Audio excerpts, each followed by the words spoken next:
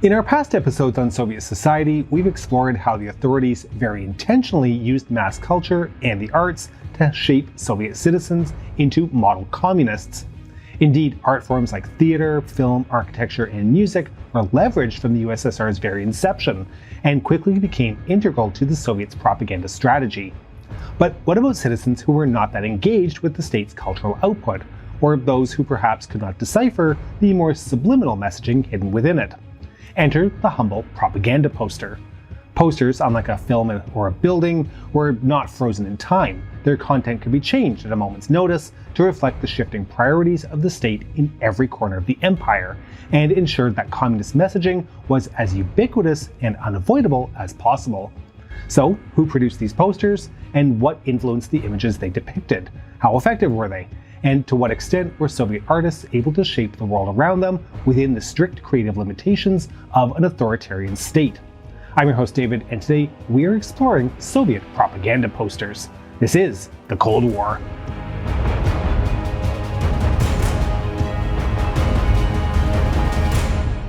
To understand how propaganda posters became so important to the Soviets' ideological strategy, we first need to go back to the October Revolution. As we noted in our video on Soviet architecture, the communist ideals on which the USSR's ideology were based were hardly easy to follow. For sure, at a hefty 1,300 plus pages, the 3 volumes of Karl Marx's Das Kapital would challenge even the most seasoned scholar. So, in an entirely new state, where the literacy rate was just 37.9% in 1917, getting the masses on side was a huge challenge. How then could Lenin's revolution and the civil war against the so-called whites truly succeed if most were unable to even begin engaging with the Bolsheviks' theories? The urgency of this problem was not lost on Lenin and the Bolsheviks, and they sought to address it almost immediately. Their solution came in the form of 2 decrees.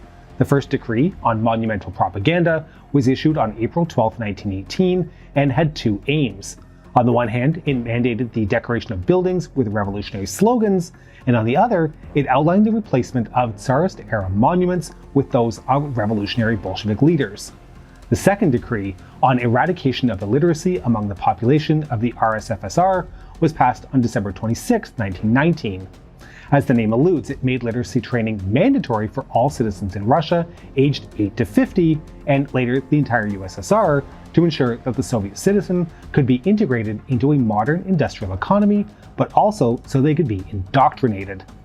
The Russian telegraph agency, Rosta, had been established in September 1918 between the 2 decrees and became the central organ for the state production and distribution of propaganda posters.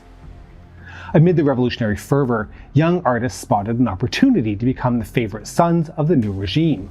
According to journalist Fraser Nelson, a total of 3,130 poster designs were produced from 1917 to 1921 alone. Of these, around 30% related to the Civil War, 25% were political, and the remainder were economic or cultural. Clearly, the Bolsheviks saw the war they were fighting as one for hearts and minds as much as one for physical control, if not more so. Among the key poster artists who emerged at this period were Lisitsky, Alexander Rodchenko, the Kukivniki Trio, and Vladimir Mayakovsky. For them, public spaces were the canvases, and propaganda was their art. As Mayakovsky wrote at the age of just 25, the USSR was, quote, a nation of 150 million being served by a small group of painters. Mayakovsky and his peers' enthusiasm was matched by the state. From 1917 to 1920, the number of lithography workshops in Moscow increased more than 17-fold, from 26 to 453. Despite the Russian Civil War, the general zeitgeist of the early 1920s Europe was one of optimism, experimentation, and challenging old shibboleths. The war to end all wars had ended, regimes and monarchies had fallen. Naturally, Constructivism was thus adopted as the regime's visual language. It was modern, exciting, and indeed revolutionary, all characteristics which the Bolsheviks wished to embody. From this, incredibly famous works such as Lisitsky's Beat the Whites with the Red Wedge emerged, clearly depicting the geometric compositions that made Constructivism famous. It helped that the image of a red triangle piercing a white circle was incredibly easy to understand, no matter the level of literacy the viewer may have had. Other later examples from the period, such as Gustav Klutz's Oppressed Peoples of the World, featured bold, simple slogans like "People all over the world," "Overthrow," and "Imperialism." The messaging needed to be simple and effective, and the artists clearly understood the brief. The foundation of the Artists of Revolutionary Russia in 1922, towards the end of the Russian Civil War, sought to ensure that this era of artistic experimentation would continue. But Stalin's rise to power in the late 1920s put an end to a lot of things, including most of the avant-garde fun. Posters changed to reflect the state's new priorities, things like 5-year plans, modernization, and industrialization. And with that, the prescribed artistic canon shifted from constructivism to socialist realism with the 1932 decree on the reconstruction of literary and artistic organizations. A later 1934 decree outlined that all art should be realistic in form, socialistic in content, and optimistic in spirit. With the rise of the Stakhanovite movement, posters therefore increasingly depicted muscular, productive workers. For example, this poster, which reads, "We will produce more metal than the plan, in the name of peace." Another, the aforementioned Gustav Klutz's "The USSR is the shock brigade of the world, proletariat," shows an ordinary worker planting a red flag atop the world with the text, "Proletarians of all countries, defend your socialist fatherland." Issued in 1931, it is worth noting the themes of international socialist revolution here that Stalin had not yet rejected. Indeed, themes of world revolution would decline as Stalin's cult of personality developed during this period. You won't be surprised to hear that a lot of posters from the 1930s showcased the man himself. The idea of Stalin as the father of the Soviet people was central, so many posters were decorated with bright, happy colors and depicted Stalin surrounded by happy children. This poster from 1949, for example, features Stalin against a backdrop of fields with a young boy and the caption, "May our motherland live and prosper." Another earlier poster from 1937 again shows Stalin surrounded by happy children, saying, "Thank you, dear Stalin, for a happy childhood." Interestingly though, throughout this period, the influence of the Soviets' kolonizatsiya policy, a policy which we have explored in so many videos that further explanation is probably not required, lingered on, and posters outside of the Russian SFSR continued to be printed in the native languages of those republics. This poster from the Uzbek SSR, issued in 1933 for instance, reads, "Strengthen working discipline in collective farms." The themes are clearly the same, but note the markedly divergent artistic style and the fact that Uzbek was still written in Latin script at this point. In any case, the role of propaganda posters as an integral tool of propagandistic communication only increased throughout the 1930s. By 1935, 5.7 million posters were being produced annually. During the Great Patriotic War, the production of posters was brought under the control of the Soviet Information Bureau. Creatively shortened to the Sovinformbureau, the agency would oversee the production and distribution of posters until it was reorganized as the Novosti Press Agency, or APN, in 1961. But the most important developments during this period were of course the beginnings of the Cold War, the death of Stalin in March 1953, and Khrushchev's secret speech, which completely reorganized the ideological priorities of the USSR once again, and thus the content of posters with them. In our previous video on Soviet architecture, we saw how Khrushchev's peaceful coexistence theory ushered in a new era of modernist space-age architecture, and posters were not spared from this dramatic shift in visual messaging either. Though posters were still officially mandated in the socialist realism style, they instead became more cartoonish and colorful, which was undoubtedly a reflection of much of the post-war optimism that characterized the 1950s and 1960s.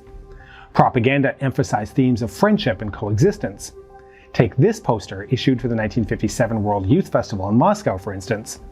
The two smiling globes wearing a red and a blue hat are a clear nod to Khrushchev's belief that communists and capitalists could live in peace, as are the various flags that surround them. Others celebrated the Soviets' newfound relations in the non-aligned Third World, such as this poster depicting a woman in a headscarf and presumably a white feather from a dove of peace, which reads, "To Asia, peace and safety." In short, propaganda now needed to appeal as much to international audiences as domestic audiences if the Soviets were to win the ideological battle of the Cold War. Though this meant that themes of aggression had to be toned down, the Cold War was above all a competition. Criticism of the other system therefore remained fair game, as alluded by this poster, which reads, "Colonialism has no place on Earth." The Soviets' early victories in the space race similarly gave them a useful propaganda tool with which to beat the United States, and by the end of the 1950s, images of Yuri Gagarin and other cosmonauts were basically everywhere. Considered a shared achievement of the technologically advanced modern Soviet people, posters had slogans such as, "Our triumph in space is the anthem of the land of the Soviet people," and "Be proud, Soviet men, you have opened the way to the stars from the Earth."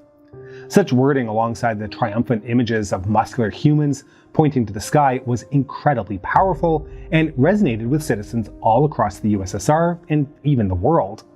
Such propaganda was not entirely baseless either. In the late 1950s and early 1960s, the Soviets were undoubtedly winning the space race, economic growth was significant, and development in science and technology were considerable. Stalin's death had also ushered in a period of societal liberalization, which led to renewed domestic rhetoric celebrating the friendship of the Soviet peoples, as tight restrictions on national expression were loosened. Posters featuring flags of the various constituent republics of the USSR thus became another common theme.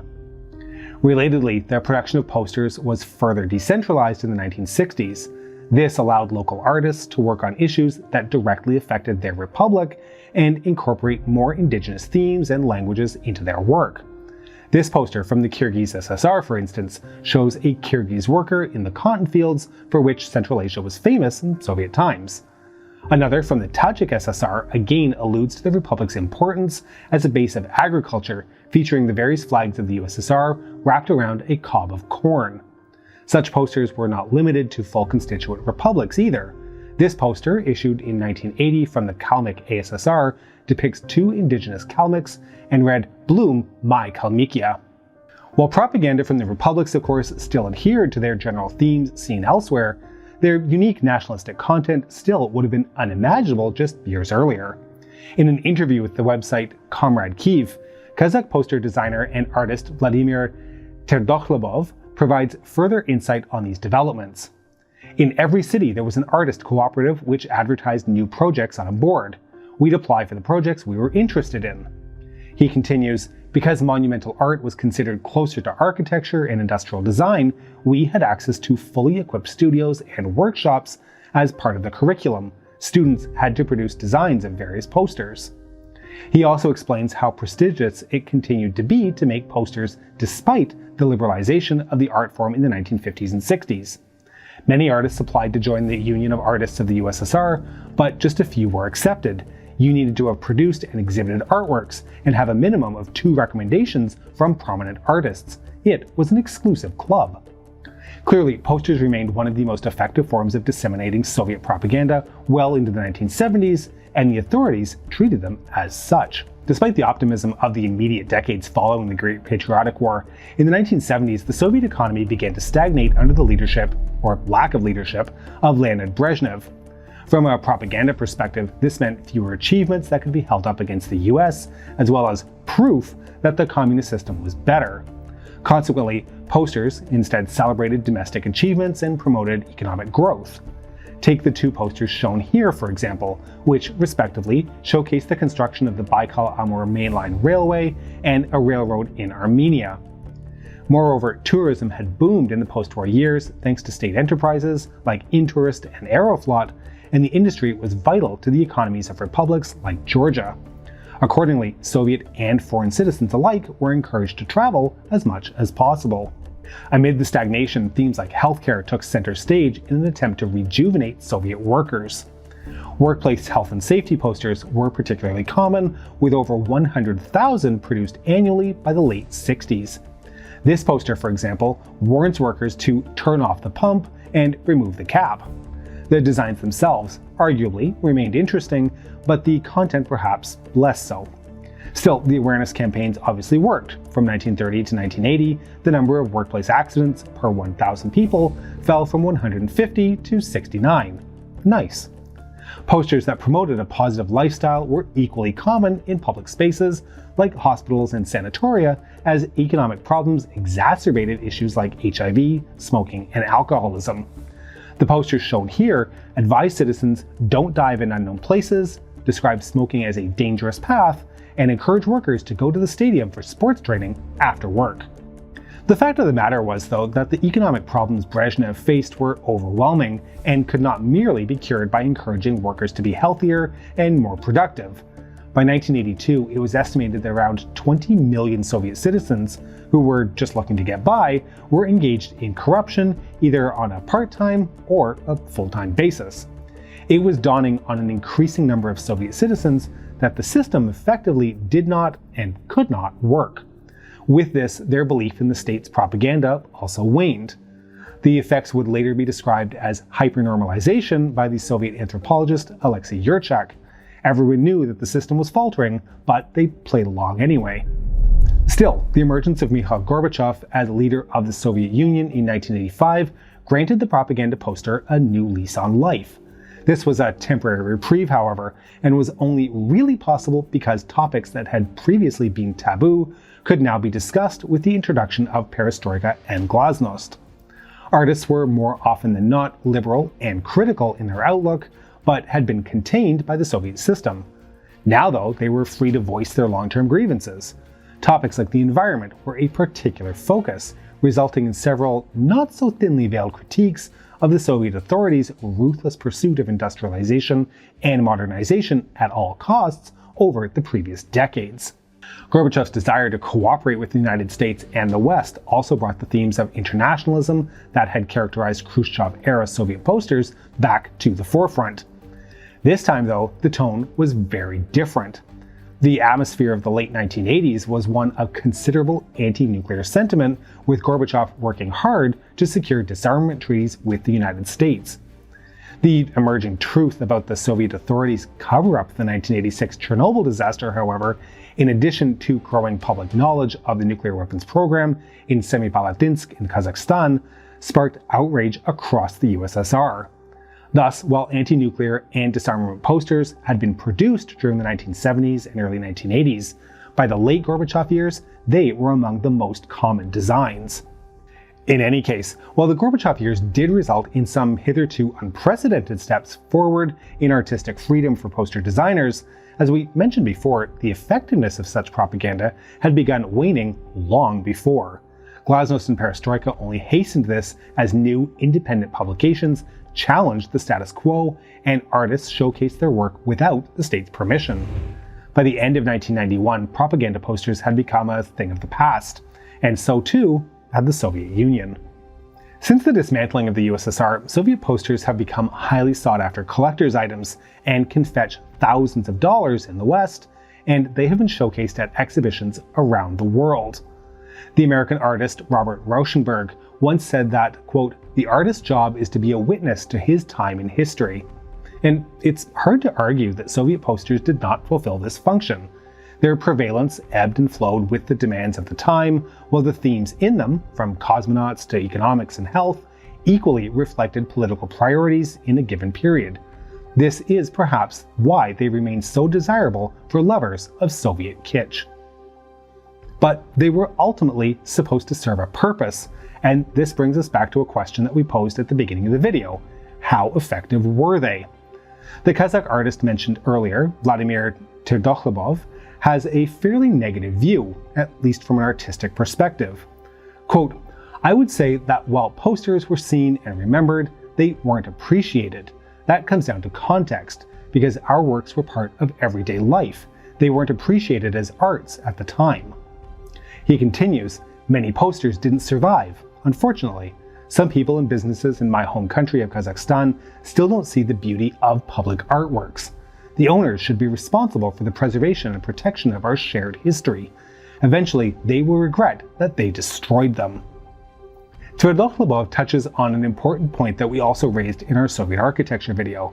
The tangible legacies of the Soviet Union remain contested and divisive. In fact, they probably always will be.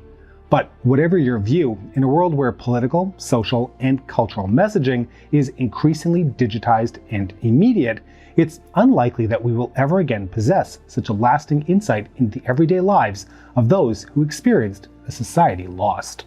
We hope you've enjoyed this episode, and to make sure you don't miss our future work, Please make sure you subscribe to our channel and have pressed the bell button, which is being depicted in thousands of posters displayed nationally and around the world, calling for peaceful solidarity and absolute dominance over all other bell buttons. Please consider supporting us on Patreon at patreon.com/thecoldwar or through YouTube membership. We can be reached via email at thecoldwarchannel@gmail.com. This is the Cold War Channel, and as we think about the Cold War, please remember that history is shades of gray and rarely black and white.